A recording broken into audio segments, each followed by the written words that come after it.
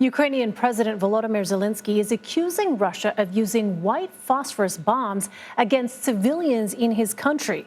The claim has prompted international concern about the use of chemical and other heavily destructive weapons. For more, I want to bring in David Johnson. He is a retired Army colonel and a principal researcher at the RAND Corporation, which focuses on strategy, military doctrine, and history. David, thanks very much for being with us. First of all, can you explain what exactly white phosphorus is and how do these bombs affect humans?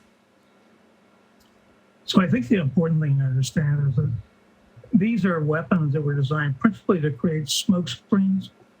Phosphorus burns very quickly and creates a smoke cloud that's very useful to obscure tactical movement.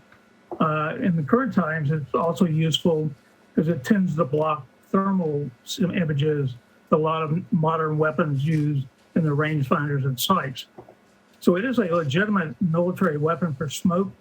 It's also legitimate to use as an incendiary against military targets.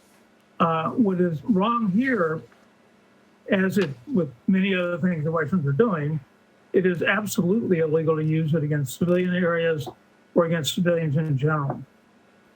Well, what does international law say about the use of incendiary weapons like this? There is nothing prohibiting white phosphorus or flame weapons unless they're used exclusively to create a chemical effect like phosgene or chlorine. White phosphorus can cause inhalation injuries if it's in a confined space, but white phosphorus, unlike other chemicals, is not particularly used for that. Again, it's used for obscuration and for incendiary purposes.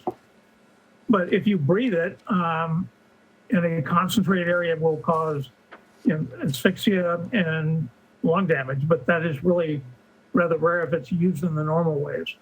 It's also just more difficult to deliver it in a way that would put it in a confined space, unlike other chemicals like sarin or others. Has the U.S. used this weapon in the past? Routinely. We use it for smoke. We've used it in Afghanistan. Every war I can think of, we've used it.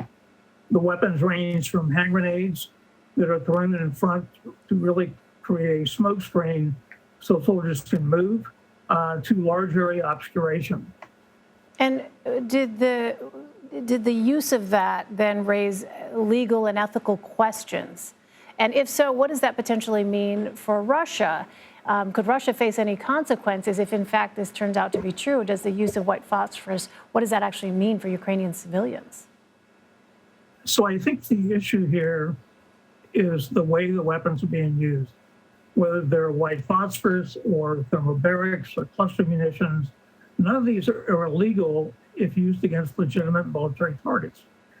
The problem with the Russians, they're doing what the Russians do, which is stand off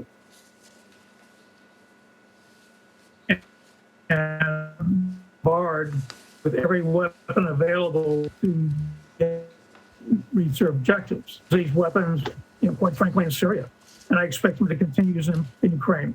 I think the thing I would stress in the symphony of horror that Putin has at his fingertips, white phosphorus is but a minor instrument. Symphony of horrors, indeed, though. David Johnson of the RAND Corporation. David, thanks very much for sharing your expertise and insight with us. We really appreciate it. Thank you very much.